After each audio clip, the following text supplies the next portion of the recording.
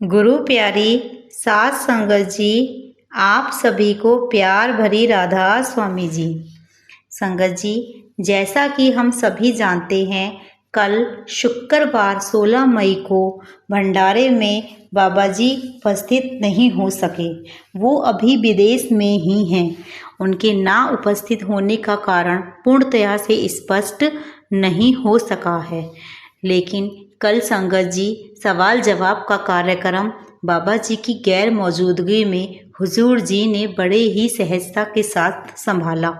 हुजूर जी ने ये जिम्मेदारी भी बड़ी सफलता से निभाई। हुजूर जी ने संगत से सीधे सवाल जवाब किए और बड़े ही सरलता और सहजता से उनका जवाब दिया। संगत जी, हम आपको इस वीडियो के माध्यम से हुजूर जी द्वारा किए गए सवाल जवाबों की बारे में व्याख्या करेंगे।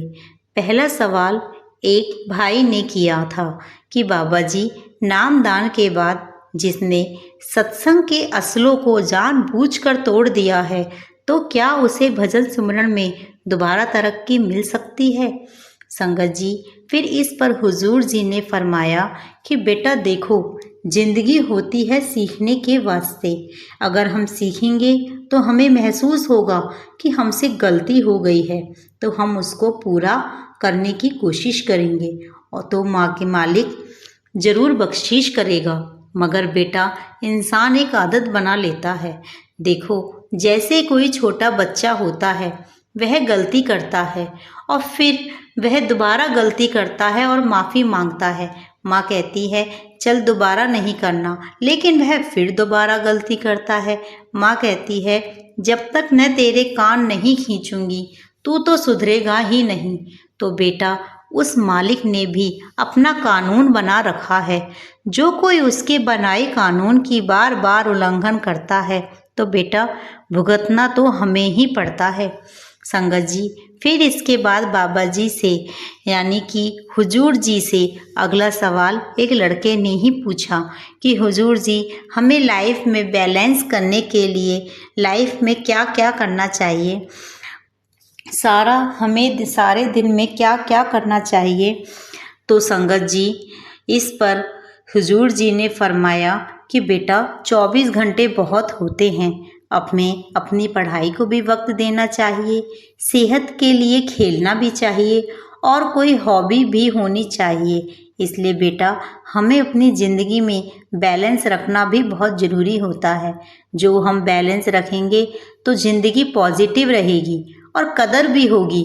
संगत जी, फिर अगला सवाल उसी भाई ने दोबारा यही पूछा कि हुजूर जी, जब हम किसी चीज़ को पाने की कोशिश करते हैं, हम बहुत मेहनत भी करते हैं, लेकिन वह चीज़ हमारी नहीं हो पाती, तो हम बहुत परेशान हो जाते हैं।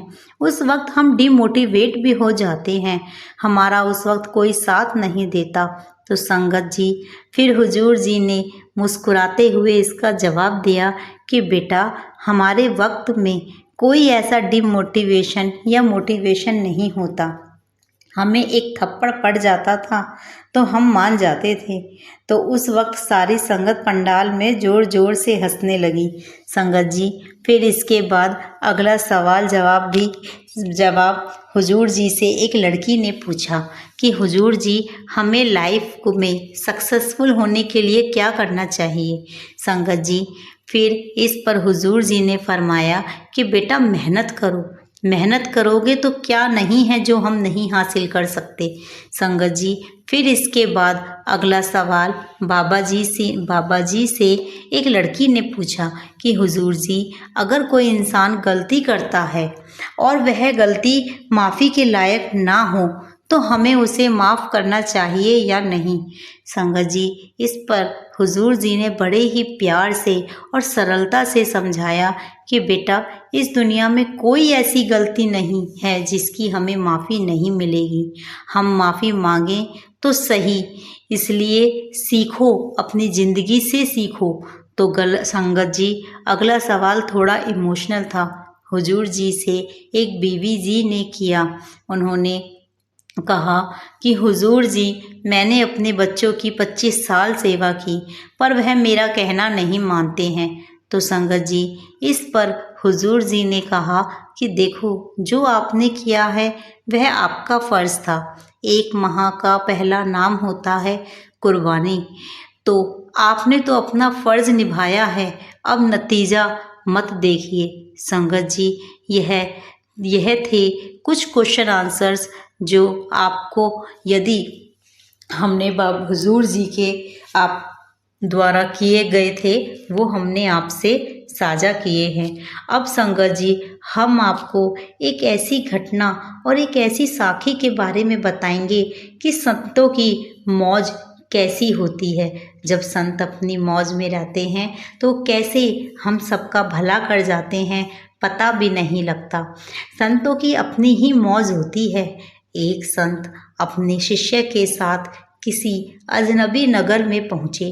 रात हो चुकी थी और वे दोनों सिर छुपाने के लिए किसी आश्रय की तलाश में थे। उन्होंने एक घर का दरवाज़ा खटखटाया। वह एक धनिक का घर था और अंदर से परिवार का मुखिया निकल कर आया। वह संकीर्ण वृत्ति का था। उसने कहा कि मैं आपको अपने घर के अंदर तो नहीं ठहरा सकता, लेकिन तलघर में हमारा स्टोर बना है, आप चाहें तो वहाँ रात को रुक सकते हैं, लेकिन सुबह होते ही आपको जाना होगा। वह संत अपने शिष्य के साथ वहीं रुक गए। वहाँ एक कठोर फर्श पर वे सोने की तैयारी कर ही रहे थे कि तभी संत को दीवार में एक दरार नजर आई। संत उस दरार के पास पहुँचे और कुछ सोचकर उसे भरने में जुट गए। शिष्य के कारण पूछने पर संत ने कहा, चीज़ें हमेशा वैसी नहीं होती जैसी दिखती हैं। अगली रात वे दोनों एक गरीब किसान के घर आसरा मांगने पहुँचे। किसान और उनकी पत्नी ने प्रेम पूर्वक उनका स्वागत किया।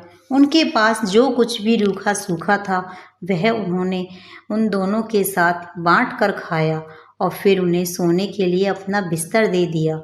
किसान और उनकी पत्नी नीचे फर्श पर ही सो गई। सवेरा होने पर संत व उनके शिष्य ने देखा कि किसान और उनकी पत्नी रो रहे थे, क्योंकि उनका बैल खेत में मरा पड़ा था। यह देखकर शिष्य ने संत से कहा कि गुरुदेव, आपके पास तो कई सिद्धियां हैं, फिर आपने यह क्यों होने दिया?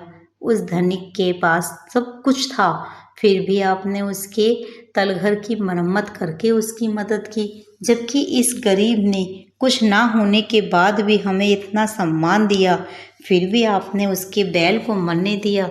संत फिर बोले कि चीज़ें हमेशा वैसी नहीं होती जैसी दिखती हैं। उन्होंने आगे कहा कि उस धनिक के तलघर में दरार से मैंने यह देखा कि उस दीवार के पीछे सोने का भंडार था। चूँकि उस घर का मालिक बेहद लोभी और कृपण था, इसलिए मैंने उस दरार को ही बंद कर दिया ताकि वह सोने का भंडार उसके हाथ ना लगे। इस किसान के घर में हम इसके बिस्तर पर सोए थे। रात्रि में इस किसान की पत्नी की मौत लिखी थी। जब यमदूत उसके प्राण हरने आए तो मैंने रोक दिया। चूँकि वे खाली हाथ नहीं जा सकते थे, इसलिए मैंने उनसे किसान के बैल के प्राण ले जाने के लिए कहा। यह सुनकर शिष्य संत के समक्ष नतमस्तक हो गया। ठीक इसी प्रकार गुरु की कृपा वह नहीं है जो हम चाहते हैं, बल्कि गुरु कृपा तो वह होती है जो गुरुदेव चाहते हैं। संगत जी, हम नहीं जानते कि बाबा जी इस वक्त क्यों संगत के डेरे में संगत के सामने उपस्थित नहीं हो पाए हैं, लेकिन इसमें उनकी ही ज़रूर कोई रज़ा होगी, क्योंकि मालिक की रज़ा मालिक ही जानते हैं। संगत जी, आपको एक सूचना और देनी थी कि हो सकता है कि आज के दर्शन भी बाबा जी दर्शन भी हुजूर जी द्वारा ही किए जाएं। कार दर्शन के समय भी बाबा जी के उपस्थित ना होने की खबर सामने आ रही है, लेकिन यह अभी पूर्णतया स्पष्ट नहीं हो पाई है। लेकिन संभावनाओं को देखकर ऐसा ही लगता है कि कार दर्शन भी केवल हुजूर जी द्वारा ही किए जाएंगे। संगत जी, हम सभी को एक आस है कि कब हमें अपने सतगुरु के, गुरुदेव के दर्शन होंगे। लेकिन संगत जी, हम सभी जानते हैं कि हुजूर जी और बाबा जी अलग नहीं हैं, ये एक ही हैं सिर्फ, क्योंकि गुरु तत्व हमेशा एक ही होता है। और बाबा जी ने हमें कई बार समझाया भी है कि हमें देह स्वरूप की नहीं, अंतर मन के गुरु की पूजा करनी है, उस नाम की कमाई करनी है, उस शब्द रूपी नाम को भजना है। तो संगत जी, हमें अपने बाबा जी के हुक्म का पालन करते हुए भजन सिमरन की तरफ ध्यान देना है। संगत जी, यदि आपको मेरी वीडियो पसंद आई हो तो कृपया कमेंट में राधा स्वामी जी लिखकर जरूर जाना जी। राधा स्वामी जी।